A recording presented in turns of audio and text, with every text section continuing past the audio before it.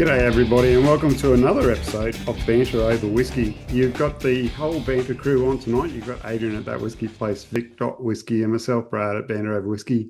And we're joined by two gentlemen from the biggest whiskey club on the face of the earth. Seamus, the general manager, and Craig, it's gone again, the head of Whisky Creation. We just had, for everybody at home, we just had a conversation about what their titles were, and I knew I was going to get it wrong. So there you go. I was right. Titles don't matter. We're here to enjoy good whiskey, and very fortunate to be enjoying good whiskey with good Whisky Club members. It's nice to be doing one of these with some members. Mate, it's been a long time coming and really looking forward to this. So I know Seamus and I have been in whisky circles for a while in New South Wales and stuff. So It's good to have a sit down and a bit of a chat, which is definitely something I'm looking forward to. Oh, look, the feeling's very neutral, and on our end, as much as we're here to talk, it's also a nice spot to actually listen for Craig. And I think it's why we love doing live events as well and virtual tastings, and just propping up next to someone at the bar is to have a good yarn about whiskey. I think we always walk out learning something, or certainly I do. Often I learn something from Craig, but his sentiments. That is exactly why we do this podcast, to try and learn something. Unfortunately, the second half of the podcast, we don't generally learn anything because we don't remember it. So do you guys want to tell us about the Whisky Club, where it's come from? Look, of course, I'd be more than happy to. I'd say it's kind of a terrific story. Back in 2014, Bertie and Emily Ashbolt-Cason, two Tassie folk, came down from the drinks business of further afield over in the UK, and both being, one being a Tassie native and one being an imported Tassie native, just arrived and went, wow, this is a whiskey scene just waiting to happen. So July of 2014, we sent out our first whiskey of the month. I think off the top of my head, it was to about 120 people. And those early member numbers, those double-digit member numbers, are something prized amongst the whiskey community. In fact, we just hired one of them in Scott Fitzsimons, who I think is technically my member 40-something off the top of my head. But it really started with the whiskey scene back in 2014, where we were in this whiskey space where there was a lot of great liquid on the shelves, and there was a lot of great people importing in a less direct way. There was a lot of third parties. So we're getting lots of good drams, but maybe not lots of good information about them. And the original kind of idea was, well, let's do some of the legwork for you. Let's find the cracking drams on the shelves. Let's do the research, work with the whiskey makers, and find out why they're cracking drams. And if we can make you in Australia feel a little bit closer to that cellar door in Scotland or in Japan or in Ireland, well, then we're doing our job right. And that was back in 2014. And then, strangely, Craig and I start to cross over with the Whisky Club a little bit more in 2017, 2018, where the Whisky Club goes from being a group of whiskey nerds who were hunting for great drams and bringing them to Australia, or working with whiskey distilleries to bring them to Australia, to being a whiskey club that actually had the buying power and the member numbers to go to these distilleries and say, hey, make a whiskey for us. Make something that would appeal to our collective members, to our collective palate. And we crossed over in those early days back when we were at Brown-Forman. The Glendronach release was the first that Craig and I worked on back in our pre-clubbing days. And there's a real turning point in there, in that now almost everything we do is created for the club or sourced just for the club. And we're really moving strength to strength. Now, 2026, with over 38,000 members, we're the world's biggest whiskey club, and get to have phone calls with the world's biggest whiskey makers about making the world's biggest whiskey exclusives. It's a dream, really. We've come a long way. Absolutely. And speaking of which, I think this month, so I don't know when this is coming out, Brad, this will probably come out in a couple of weeks, but we're recording this in January, and this month's is a world exclusive, the Glenmorangie, I believe, which mine is in the post. That's it. Hopefully I've got a bit more of my bottle than bloody you do. So mine will be at home waiting. I've still got a fresh one. Oh, nice. And that's a Moscatel, I believe? I'll throw to Craig to talk you through it. It's a whiskey that's been on a journey of a few years, and Craig's really seen it through in detail in the last 12 months. So you might be the best man to talk to it, Craig. I think the first thing for me is Glenmorangie just hits all the touch points of a quality whiskey. It doesn't really matter where it's coming out. You've got Bill and Gillian and that team. They don't leave any stone unturned when it comes to their wood management, when it comes to their new make. They've built a pilot distillery just for experimentation, which Seamus and I were allowed to go into, but weren't allowed to do any filming or secret sharing. And essentially, with all Glenmorangies, this one has a base of some of the best ex-bourbon casks in the industry. So when I first actually crossed with Bill, it would have been 20 years ago, probably, here in Scotland in a previous role. And I just remember being sort of captivated by the fact that they were looking at the bourbon sort of cask industry, which was a commodity industry here in Scotland, and they were tweaking every piece of the process. So they were looking at where the wood's coming from, what side of the mountain is it growing on, how fast is it growing, toasting levels, charring levels, all that stuff, and essentially tried to perfect what was the DNA of every Glenmorangie 10 at the time and 12-year-old now.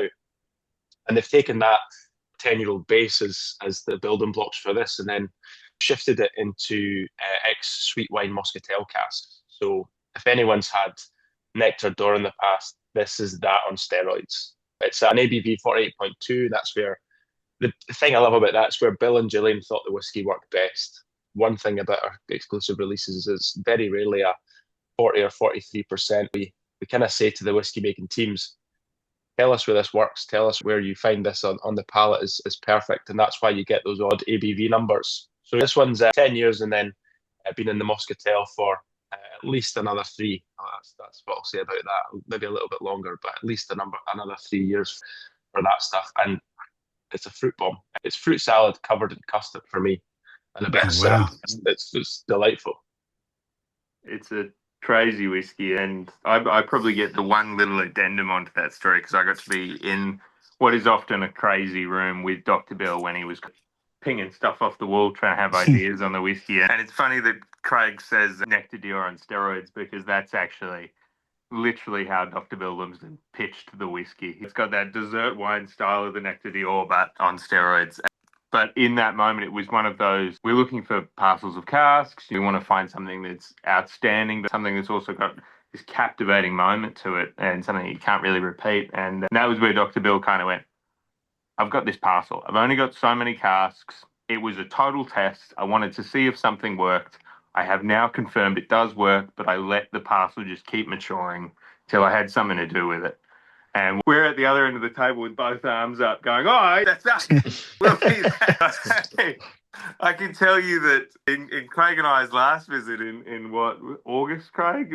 August, yeah. That was an absolute merry-go-round of a meeting for just sticking our arms up and saying, if you've got any crazy ideas, Bill, Gillian, send them our way. I'm sitting there at the other end of the table going, Seamus, play it cool, man. Play it cool. Oh, wow. That's awesome. Can I just ask Vic and Adrian, like, did you join the Whisky Club? Oh, man, that was according to the website, because I can't remember. I think 2015 was the year that I've joined. And as for a number, I don't know my member number. Might be able to look it up. So here we go. And for the record, it's double digits, Seamus, right? Lie? Absolutely. Yes. I can't even remember how I found it. I think it must have come out on the socials somewhere or something. And I've been a big advocate of the Whisky Club ever since. And one of the favourites for me over the years would have to be the Belveni. Was it the Ton 95, I think it was? And one of them. And like saying, Seamus, there was only 120, 150 people back then. So they were a little bit more exclusive than what you are now for the 38,000 people, or members, I should say. So, yeah, those first release, like the Ben Riak that Brad and I had, Mum Space, and that was just caramel. And it was, I remember, red label. Yeah, well, I was just thinking like 2015, right? So yeah, 10 years ago. Yeah. Been into 2015 or 2016. I think that one was around then. I was in Tassie at the time, and the odd bottle would show up through my door. It wasn't actually myself that was the member, it was my partner at the time, and he just would conveniently forget to cancel and I would occasionally change the password on her email to make sure she couldn't. Ben Riek was a cracker, absolutely. Yeah. So what about you, Vic? I was a latecomer. November 2018. I asked my wife if I could have that for my birthday. She had no fucking idea what she was doing. That was the start of the end. Look, I was on a construction site, and there was a guy there, Phil, and he'd been a member, one of the original members from the beginning, like his Seamus. And he used to bring all these scotches that you couldn't get anywhere else. And then finally, the bastard, about, I don't know, a couple of years later, he said, look, it's a whiskey club. Oh, really? He told all of us, but none of us wanted to join. He goes, Phil, what if you go the extra balls for us? Every month, we used to say, I'll take that one. And then one day, Phil just got the shit. And he said, fuck you all. Yeah, I'm not sick of getting all these at the post office. The wife has to go and pick it up, no? And we argued back, and he goes, well, one of you do it. And I go, I'll put my hand up. I'll do it. And buying, I don't know, Seamus, if you have at the dirty, but I used to buy whiskey by the box full. I used to send an email. Yeah, 6 please. And there was a great excuse for the wife saying, oh, Alfie wants these ones and Phil wants that. It was only about 2 blokes, a bottle each. So I amassed a considerable whiskey collection. Put it this way, every Christmas since 2018, my brother and my father have always had a couple of bottles of whiskey under the tree, and some close friends that listen to the podcast. So lucky for the Whisky Club. But yeah, there's no other feeling than to get a whiskey, a Scotch box from the distillery with the distillery sticky tape on it. It's like, I'm going to open it. Absolutely. Absolutely. That's why you buy 2, Vic. I buy 2 now. Yeah, I have a count of 2 bottles one now. And occasionally I double up, I get 4. I haven't had 6 in a long time. I mean, the whiskey, look, it's grown exponentially. You guys, lots of you know, but it's grown, and it's very hard to get double up single, let alone give someone 6 bottles. You know, you got to be understanding about it, and I am.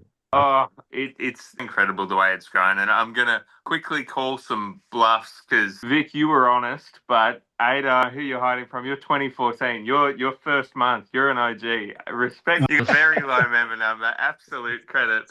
Brad, you're an earlier start date. You're not until 2017, but credit till 2017 is early. We'd have seen some old school whiskies and Vic, honest as always, and yeah, you've been buying a ton for young. You know what? You know, 2000, the first bottle you guys released. Yeah, had about 50 mil left on the bottle, and I bought that bottle off him. We 2023 is in Perth, and we were hosting a whiskey maker. I cannot remember who, but we were touring around the country, showing off the whiskey that we'd been working on, and we got to Terrarium in Perth, which is a great clubhouse and run by a good ex-Xander, and another 2014 member. So he's got all his personal whiskies on the back bar from way back in the day. And we got through the whole event, and he went, we had the minimum spend for the night on the food and the drink. Do you want to tell them they got a free drink coming? It's like, well, how much have we got? And he went, oh, probably a bottle of whiskey's worth. And he went, actually, there's a bunch of Whisky Club diehards in here. So we climbed on the top of the bar. We reached to the very back, and he had a still sealed 2000 vintage Balblair, aka the first ever Whisky Club release. We put a speed pourer in it. We stood on the bar, and we poured 60 drams of it. And the bar lost itself. It went off like a frog in a sock. And meanwhile, this poor whiskey maker who's taught over not to talk about Balblair is being absolutely mobbed by folks for a Balblair. They're getting photos with him in the bottle. He's going, oh, no, can't do this. It was a peach night. When to catch up with members, we have such a passionate community. Sounds like you need one of those nights in Brisbane, mate. Couldn't agree more. Grew up in Brisbane. I'll take any excuse to come home. Oh, well, then, somewhere for you to stay. So, back. I point this out. So this is one of my favourite whiskies ever. And and I'll explain to people at home very shortly, but this was probably the introduction to special exclusive whiskies for me. And it's like my bottle of it, right? Just to be clear. But it's the Caledonia 12-year-old. Be careful, Brad. Vic to bid some money for the last 50 mil of that bottle by the looks of it. He is. Out of the Bushmill. We'll get to that. I bought 2 boxes. So this is more close to the first then that I got from the Whisky Club, maybe. But yeah, this was what the exclusivity was like. I don't think there was Edredor in Australia for a while after this was brought in by the Whisky Club. So like that sort of stuff that people have experienced, sort of thing that we get from the Whisky Club, right? Yeah, John, we great pains to import that, and admittedly it wasn't me or Craig personally, but Bertie and Emily still talk about some of those early direct imports and how hard it was to get that kind of whiskey, especially as a smaller group of people, where we pulled in those crazy little parcels of stock, and we found a half-drunk bottle of that while we were cleaning the office at Christmas, and you better believe it didn't make it till the end of the day. Like I said, it's like it's funny. Like here in Edredale is difficult enough to get in Scotland, but I think for me the thing about doing and a secret mission I've got on this side is trying to find those little parcels, and it's got that little twist and that little quirk. So the like the Ben Romer's one of my favourite distilleries. It just doesn't really have a footprint, or is that there? Superb. Much brand recognition as it probably deserves. And again, it's like Ben Romer's fantastic. It's always got a little bit of smoke running through it, but the Whisky Club one was unpeated in first fill sherry, and you can't get that unless you go to a special shop here or up to the distillery, and to be able to access that stuff direct and then obviously get it to Enthusiast Australia is it's phenomenal. So it's on par with that Edredale in terms of that stylistic. It sits in the margins of what people expect from a whiskey, but always in a good surprising way, never in a bad surprising way. It was one of those when I saw it on the list, I was like, yeah, these are gonna love that. So, yeah. And it's imagine it made a pavlova. If a pavlova married your favorite smoothie, and then you bottled it at ABV. It's the amount of layered fruits that you get out of it, and it's I love calling it floral, but it's like honeyed.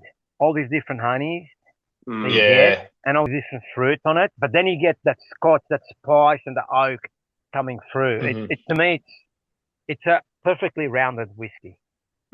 Yeah, it's class. It's when you guys get over here, it's a distillery you should check out. It's Seamus and I were out there, and one of those places you can stand at the mash tun and see everything. Absolutely, apart from a mill which sits in its own little explosive box next door. Every part of the process is almost within touching distance. It's such a cracking whiskey, and to peat out of it, back to your point, it just particularly the honey, which is the mixed style, and then the fruit from the sherry is Brad. Yeah, you've had a few of these distilleries. You've had a few of them through Alba, haven't you? Sorry, what? You've had a few, Ben, from yeah, but this one's different. This one's really different. It's very unique. I'm getting kiwi fruit. That's one of the weirdest things that I get. Well, that's on a pavlova. Yellow or green kiwi fruit, Brad. You know how a kiwi fruit is both sweet and tart at the same time? I get what you're talking about. It's unique and it's delicious. It's a peach of a whiskey. It is. No, it's a kiwi fruit of a whiskey. Looked into that. What do you reckon, Adrian? You're a wanker. Everybody at home, poor old Adrian is on the dry side again, so he's not drinking.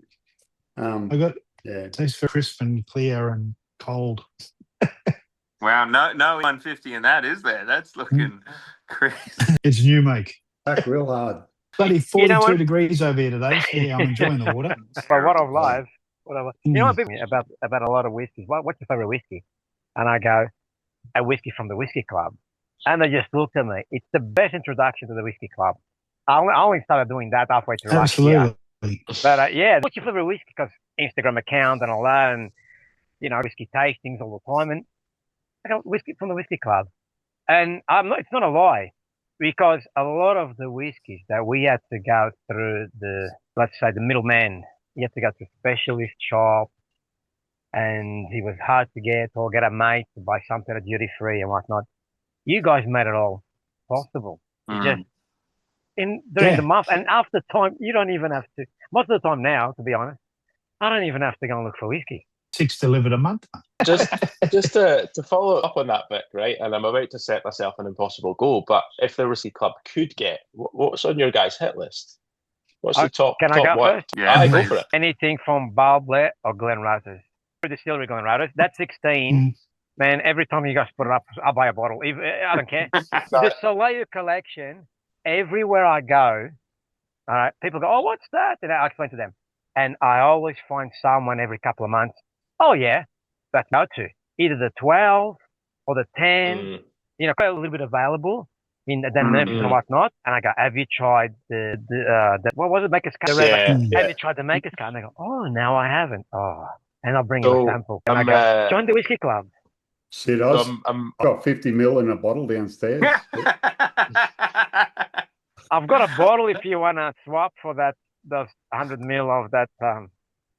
Everybody there? I was trying to sell you the 50 ml of Glenrothes. It's funny you mentioned the Whiskey Makers Cup, because my previous incarnation, when I was working, before I joined the Whisky Club, I was in the making team for Macallan, and before that I was the master blender for Famous Grouse, but we looked after the entire portfolio, and one of the funnest whiskies to put together was the Whisky Makers Cup. There was always, like, the casks that Glenrothes have access to are the same quality as Macallan have and Highland Park have. It's all part of the same table. So, one of the best things was seeking out those casks. But the Whisky Makers Cup was fun because it was such a variety of ages, and first versus refill, American oak versus European oak, and you were always just sort of together to make sure you kept that kind of clean fruitiness that Glenrothes had, but then you bring through that rich sherry aspect. And it was a phenomenal whiskey. So I'm glad to hear that that's what you've enjoyed in the past, and it's one of my favourite distilleries as well, hands down. It's class. When I die after my family, when I die, all the empty Glenrothes bottle, I want to be surrounded by that. I've got this fantasy that in the afterlife somehow they get filled up. What about you, Brad?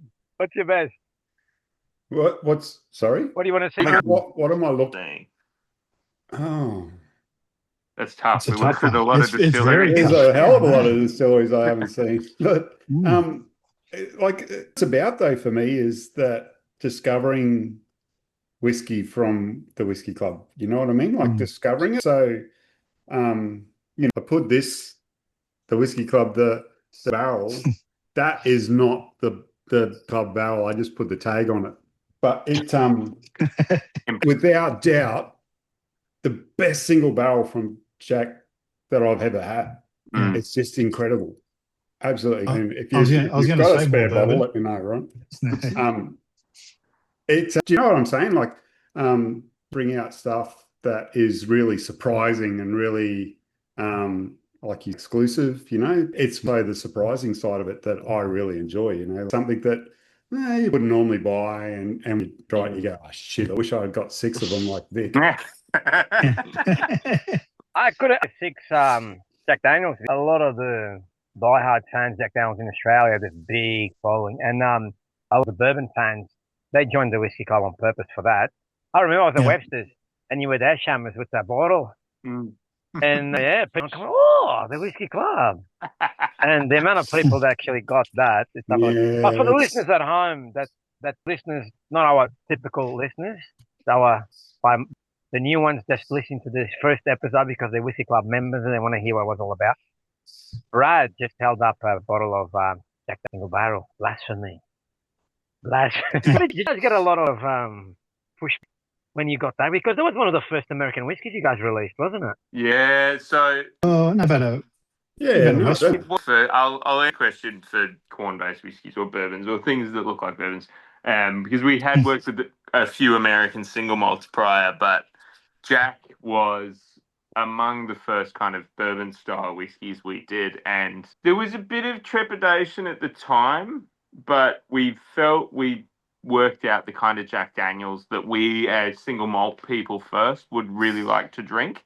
And it was like barrel strength, not filtered, not hiding behind anything, really texture driven, oily version of Jack Daniels. And look, I say someone who enjoys normal Jack Daniels, I think they make a stunning, consistent drop. But anyone who hasn't had a barrel strength, I would urge you will fall in love with it. It's outstanding whiskey, and there are certain casks of it, ones that I'm proud that we've over the years that are absolutely incredible. And even though there was a bit of curiosity and uncertainty maybe on the first time we released one of those casks, that was the last time we heard anything remotely negative. People fell in love with it. And from that point onwards, I think everyone's been in, because everyone who tastes it gets it straight away. Yep. Sorry, Brad, to cut you off. I was almost a year later when you were happy there and there wasn't enough bottles to go around.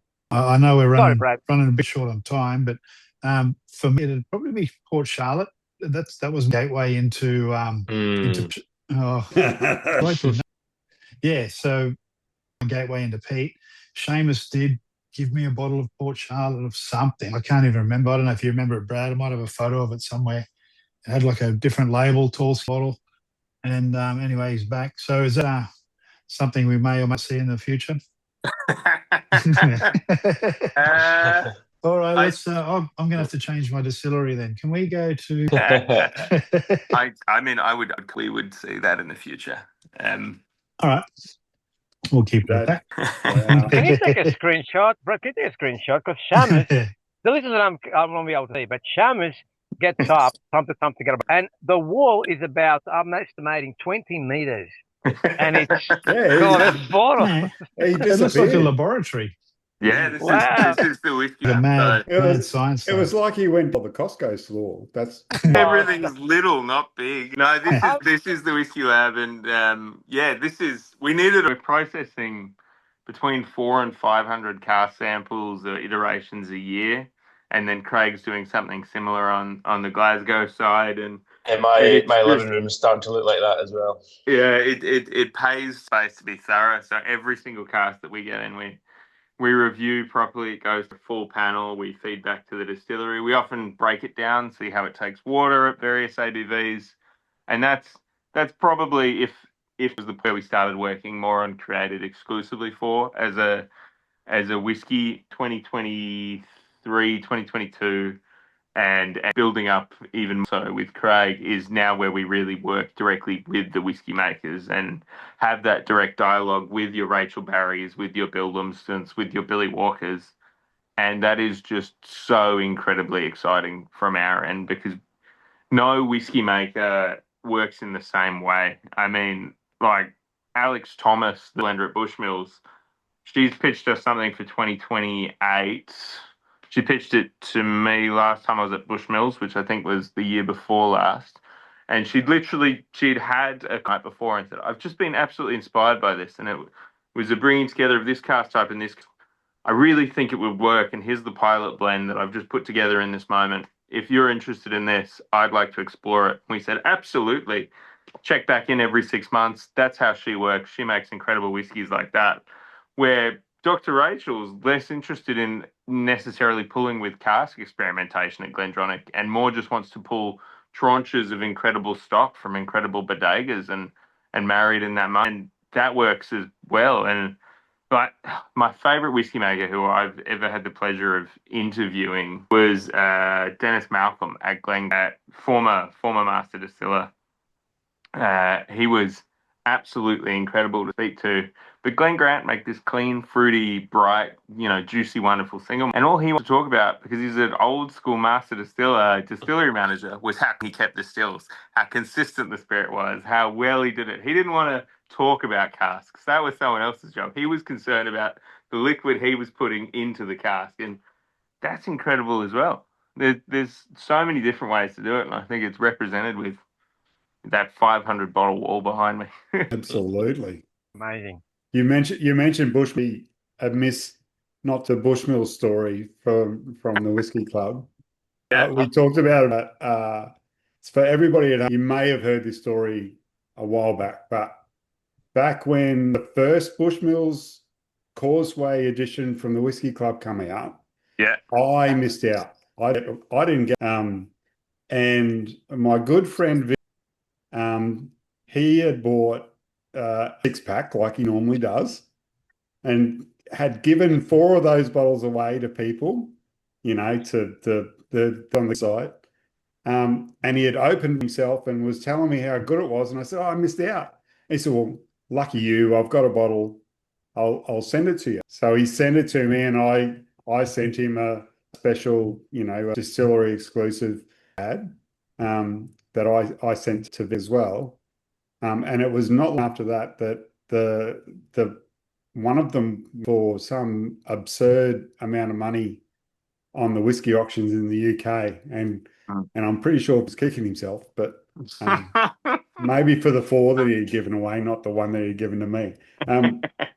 So I actually said at the time, I said, "Well, either I drink it with you, or I sell it and I share the proceeds with you, but I'm not doing that." And I've got every Causeway, including one from Vic, since then. And at some point, we're just going to, or we're going to sell them. I will drink. I think we probably will. Whiskey to be shared with friends. Hey, mate, I don't regret we'll just crack every single one of them. You invest in friendships, Yeah, that's where you. The point of that story is that's what Whisky Club's about, right? It's about sharing drams and this getting online and sharing, sending drams to each other and then getting online and talking about them and, drinking them. Like that's the story. You just said, Seamus, like everybody's got a doing things. Everybody's got a different story to the whiskey that they enjoy and make. Yeah, we're blessed to be able to try it all. You've absolutely nailed it. I think it's so exciting from our end as well. And it's so funny with the Bushmills because it has been this phenomenon powering itself. Like the last one, the Causeway that we dropped, has done it again. I think it's gone for €600 over in Europe already. I mean, it's incredible. And it's not really glad bottles are making it back to Ireland so that they get to try them as well, because it stops us from getting messages from angry Irish people who miss out on the whiskey. Yeah, but I have to disagree because it can stay. It doesn't have to go back to Ireland, right? Yeah, fair. And I think the exciting thing is, even if we bottle for it or $135 or whatever, but now when we are, it kind of feels like we're opening a $1,000 bottle because that's what someone else has paid for, and that makes it an even more special occasion. I think it's hard not to get excited by that. I mean, as an old school whiskey collector, I can't help but get giddy about some of the drams that you just get to crack and really salivate and enjoy, and know that you'll never get into that, and it makes it taste all the better. I love that. I love that everybody out there is not opening a bottle because they think they might get some money for it in the future. Why wouldn't you drink the whiskey that was worth what it's worth in the future? Do you know what I mean? Like, if you had the money, drink it, right? So do it. I mean, I think to that point, a good point, Brad. So I've been in the 18th birthday, so that's a long time ago now, nearly 23 years. And at home, my parents have a fairly big collection of stuff I've accumulated over the years from various roles and various experiences and tours and everything else. And I've got a group of mates from uni, and every time we just get together and I pick something up. And the only thing that I communicate to them is what I paid for it. And it's a case of, each one at a point in time, I can remember the distillery I bought that from. There was a distillery only bottling that I took because I was there for work. I won't name the distillery because when I cracked it, it wasn't very good. But it was one of those where that whiskey came with the story of what I was doing up there, who I was with, and essentially work that. And similarly, we go home. My dad's always saying, "We're going to crack tonight. What era of career are we going to look at next?" And yeah, there's stuff there that's worth a lot of money these days, but that's not what it's all about for me. It's about sharing it. And I think another thought the club do when members come to, they reach out.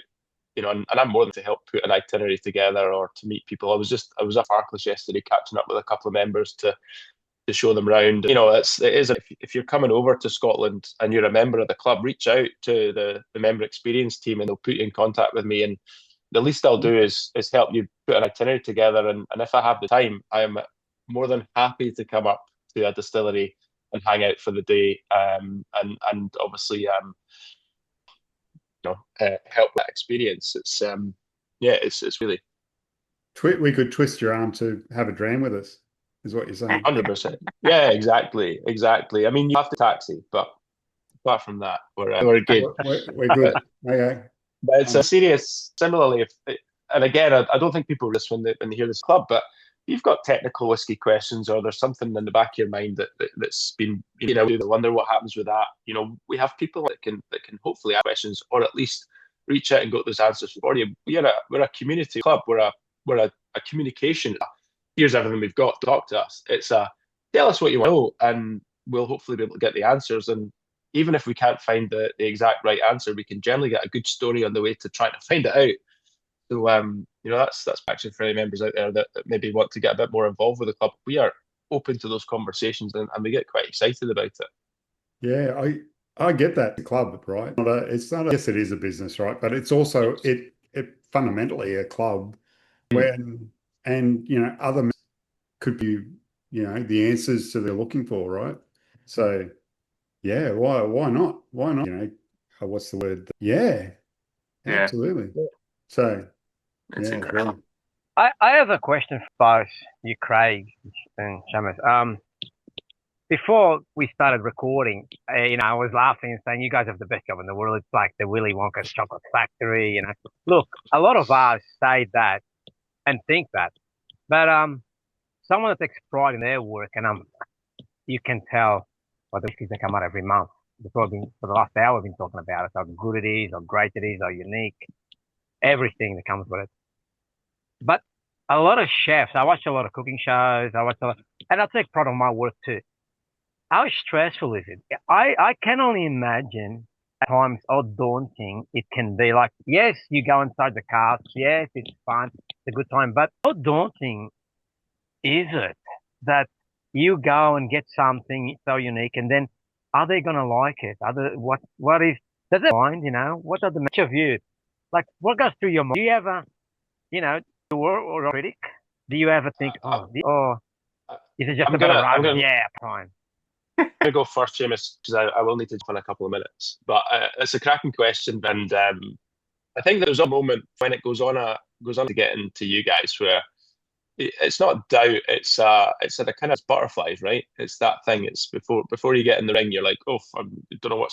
And I think we try and mitigate. One of the reasons that I was excited to jump on Whisky Club is the opportunity to be involved in every part of the process. So if you think about, give you a little bit of a peek behind the curtain with my day, part of the projects I'm working on is working with whiskey makers and distillers for something that might not be released for 5 or 6 years' time, right? So that's the long game. There's we've got this coming out within the next 2 years.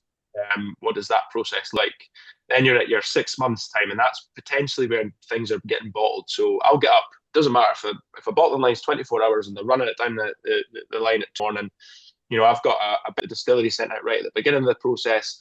And in an ideal world, I'll have organised tanker sample from when it went from the distillery to the bottling factory, a blend sample from the tanks there. We'll have a look we'll sniff the water to make sure that there's no contamination, and all the analytical results, so the technical aspects of the whiskey. We'll take colour measurement, we'll do all that, ABV, and I'll look at the first bottle of the line, and then maybe the 10th bottle and the 100th bottle. And you'll follow that process all the way through. So I am doing everything I can to minimise that risk, so that when it arrives there, the only thing that could potentially go wrong is the personal preference of our membership. It's a whiskey, we've signed it off all the way, and we've kind of put it on a boat and sent it on its way to live its best in Australia. So for me, the risk is minimum, but there's also that question mark of, are we hitting the right demographic, the right flavour profiles? I've found this parcel of cool interest in weird stuff. I'll talk to Seamus, and the discussion we have as well. How many people are really interested in this just now? And one of the tough phrases that I picked up from Seamus fairly quick, it might be when we started working together in that Glendronach back in the day, is we don't want to work with a distillery once. We want to build the profile and the the distillery starts. So, at Ben Romick we earlier, that's for a lot of members, it'll be the first time that they have a Ben Romick. But hopefully they tried that whiskey, and then the next time they're going to want to buy 2 or 6 in your case.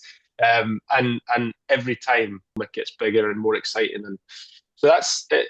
It's one of those that, there's always don't want to say doubt, just a little question mark. But our database comes also, I suppose, for every sherry bomb lover, there's a peated whiskey lover in there as well. So we're covering to minimise those risks. And it's maybe another discussion for future where we can go into the detail of what putting a whiskey bottling together looks like, because I think that in itself is a self-contained half an hour at least discussion. But yeah, all I can say privilege, but I can also say that it's 9:59. I do have to jump off, guys, because weirdly enough, I've got to talk to a bottling line about an upcoming release. Oh, Fair great. enough. Anyway, Nothing you can share. It's been a pleasure. No, not at all. Anyway, lovely to talk to you guys. See you later, eh? Have a good night. Right. Thanks, Craig. Seamus, before you answer the question, like there's something that Craig said then that sparked my interest. Like, is there around what you release on a monthly basis regarding the different varieties of whiskey and so on that you release? Like, do you put out that is down this line, and then you make sure that you've got add-ons that cater to other whiskey tastes? Yeah, kind of. It's a conversation that almost doesn't need to happen because there's 22 staff here at the Whisky Club, and I'd say each one of them is a whiskey geek.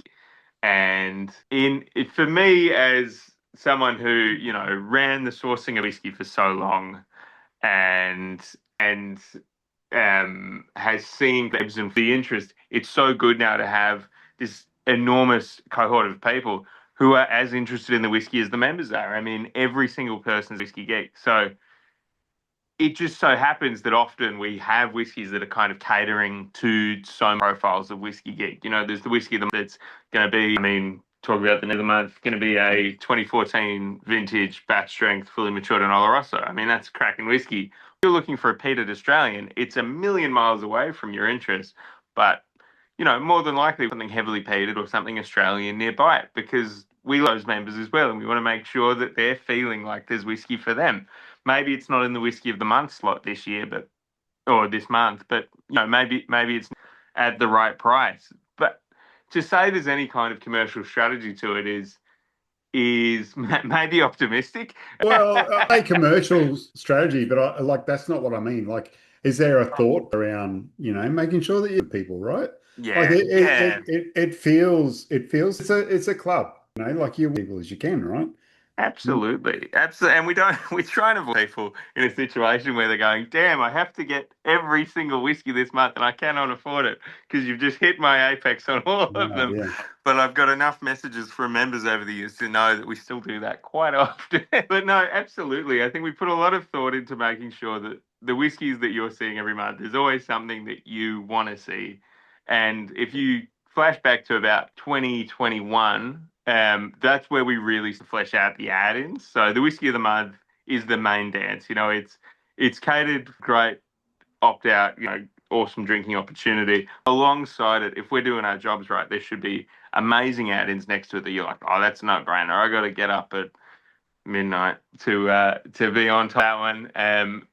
The little hack for anyone who's listening along, but we really fleshed that out when we saw how much interest there was in those kind of whiskies, and we start kind of growing things, and distilleries could become whiskies of the month, and kind of developing distilleries like you've just seen with the Ben Romick.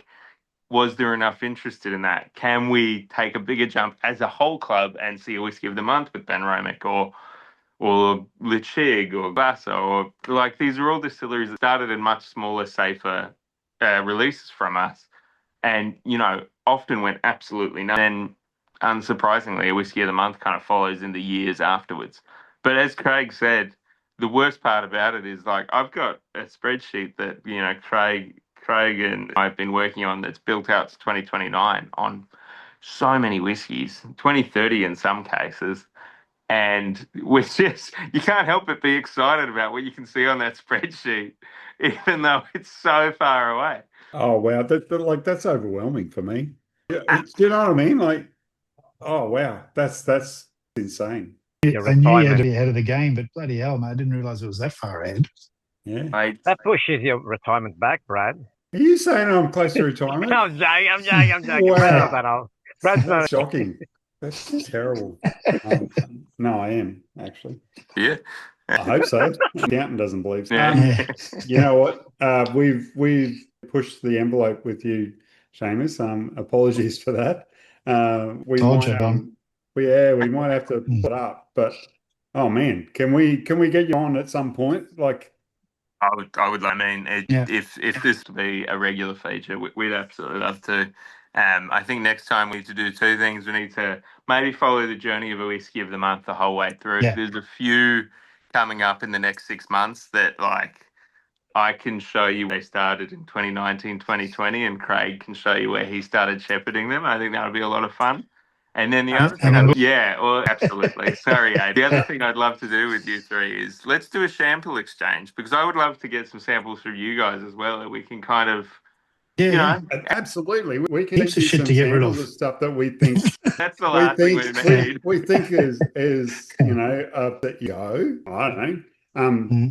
You know, like some of the we've got from the UN. You know, pulse with other things. So, you know, that's awesome. Amazing. I got the best tasting critic, the people of the Whisky Club. We have some whiskey, Seamus, which will be released hopefully sometime this year. Or I wasn't going to say it. I know. We you guys a bottle. Yes, definitely. Happy to send our thoughts to you. 100%. You heard it here. You heard it go. They're gonna give us a tasting note.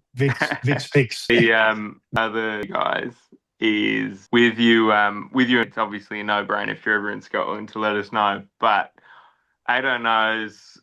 Brad, have you been down? I feel like you've been down as well. We're down here, and we've got the headquarters. While we're not technically open all day, you can swing by any time, and we're always stoked to see members. So if the three of you are down, I feel like we can make a day of it. Where are we going, boys?